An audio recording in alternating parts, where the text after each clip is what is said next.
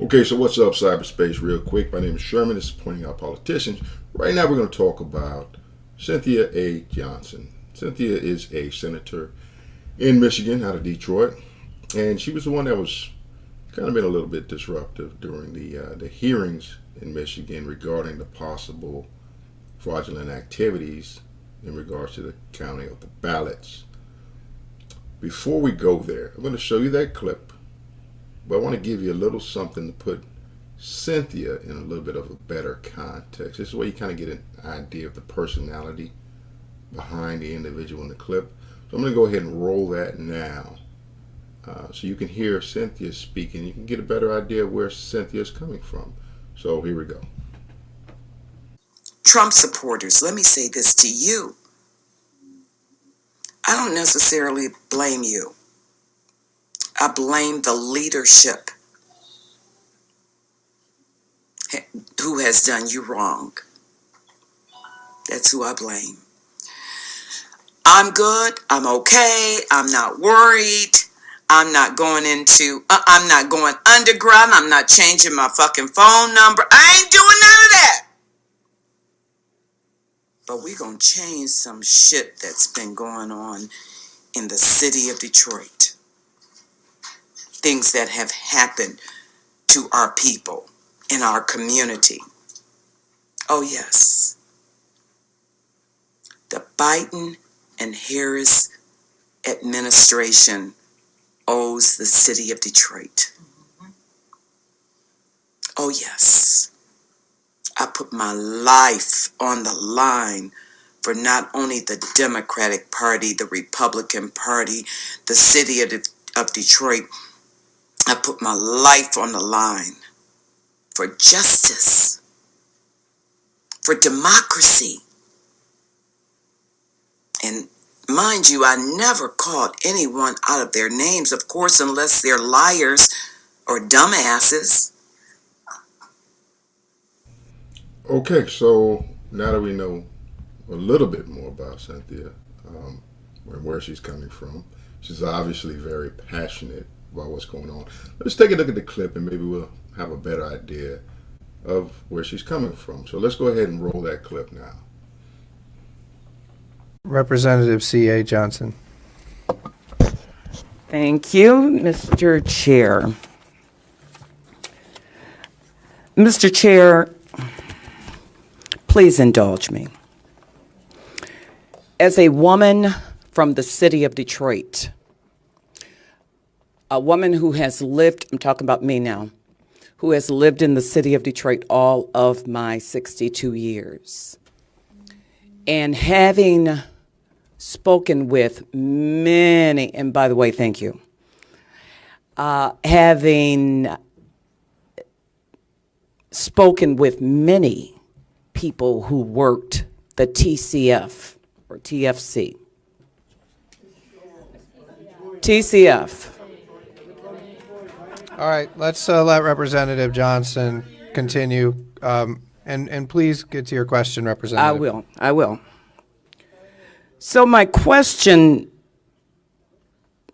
really to you, Mr. Chair, I'm going to repeat it again. These people, our guests, are sharing information, just sharing and speaking.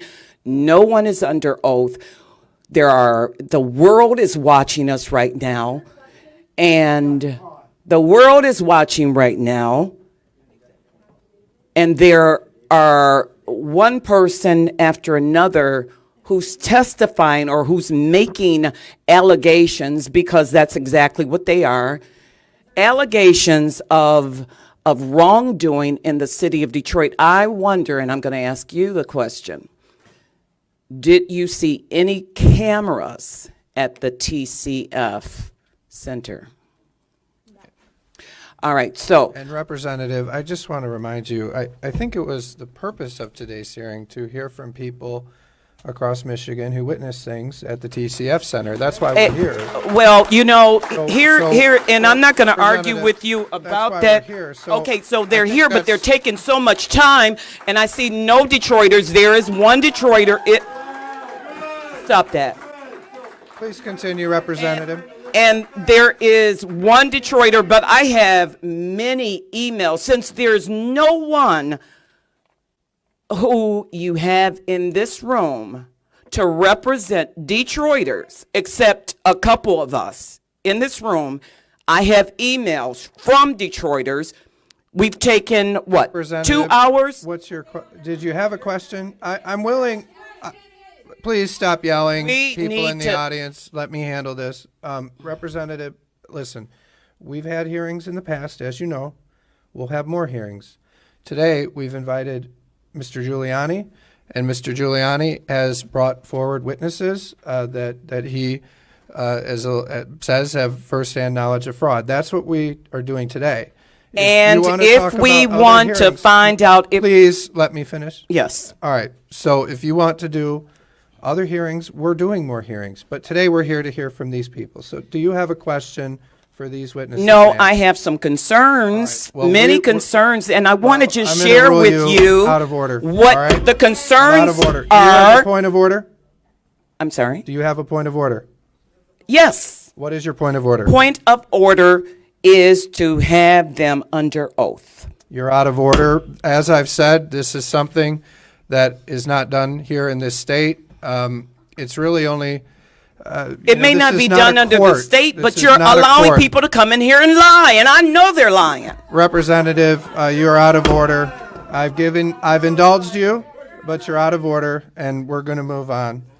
And on behalf of my witnesses, I would like to point out that every single witness we've presented here has sworn an affidavit as to all of these facts. And so, Representative, please, I gave you some room there, but we're going to move on. We're going to go. May now. I say something, please? Sure. If that is what you want me to do, I would do it. And I will still repeat the exact same thing I watched. And you know what? I also want to say one thing. If it is a lie, it may change because a liar has to have a lot of memory power. If it is truth, you can ask me in the middle of the night, it'll still be the same. All right. Okay, so there you have it. Where to begin? Where to begin? Okay, first up, the part where she was talking about speaking was sharing and speaking and speaking and speaking as if they're just going on and on and on. Have you ever noticed how some people just don't want other people to have a chance to speak? To them, that's a crime, or that's just wrong because I have to silence you. That's what kills me about a lot of these politicians is that they move to silence voices of opposition rather than engaging in conversation with them. So her whole point there was, I want to shut you down. I don't want you to be able to say anything at all. And see, here's the thing about free speech. If speech is regulated, is it free? Right? So obviously, Cynthia doesn't believe in free speech.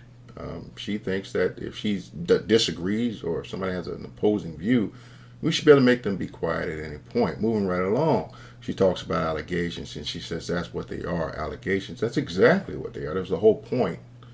Right? An allegation is just merely a claim, an assertion that somebody may be doing something wrong or against the law, violation of the law. So they make an allegation.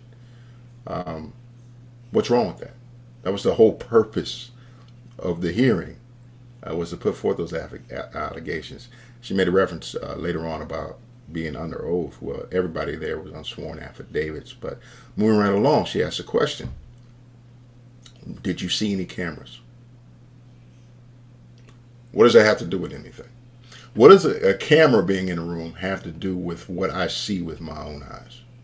If I'm here to tell you what I saw, right, and I've sworn to that effect, you could take it, you could leave it, you could say it's not good enough, you can say you don't believe me. But what does a camera being in the room have to do with anything? That gives you a little bit of an idea about that mindset. What's going on in her head? What is she thinking? Moving right along. Next point, she's just ignorant of the procedure. You're a senator, right? it would probably behoove you to kind of get an understanding of how things work. A basic understanding anyway. This wasn't a courtroom. It was a hearing room. So things work a little bit different. I don't know if where she was coming from, maybe something she saw on TV. I don't know, but I thought that was kind of weird. She talked about them taking so much time. Again, that's what it was all about. That's what they were there for. And then she starts talking about Detroiters, and she only sees one person from Detroit in the room. Let's go back to what I just mentioned. The whole purpose was for people who saw or think they saw something wrong to basically come forth and say what they saw. Does it matter if they were from Detroit? They were in the room. They were there. My question to Cynthia would have been, were you there? And the Detroiters that you're mentioning, were they there? What do you think they have to say? Did they see what this person saw? If they're from Detroit, do they know everything? They get to see for everybody in the room too? Anyway, moving right along. The proposed knowledge of lying. Once again, it's a process of discovery, right? So they get to say what they saw. And unless you saw through their eyes, you don't know if they were lying. If you were there, unless you were there 24 hours a day, you don't know if they're lying. That's the whole point, is to get to the truth. But you assume that they're lying because you don't agree with what they have to say. Again, we see this dynamic over and over and over again. You know, it's like you can't have an intelligent and logical dialogue with some people because they're so emotionally vested that anything that comes out of your mouth has to be a lie or an untruth or misleading, or you have some ulterior motive, right? So if you do believe that is the case, why not go back and forth, let the evidence present itself, right? And then we'll work it all out. It's going to be okay. Everything's going to be all right if we allow the process to go the right way, the way it should go. But the best part about the entire video, I think, is the fact that at the very end, where she says that the young lady being interviewed says that she offers to go under oath. I thought that was beautiful.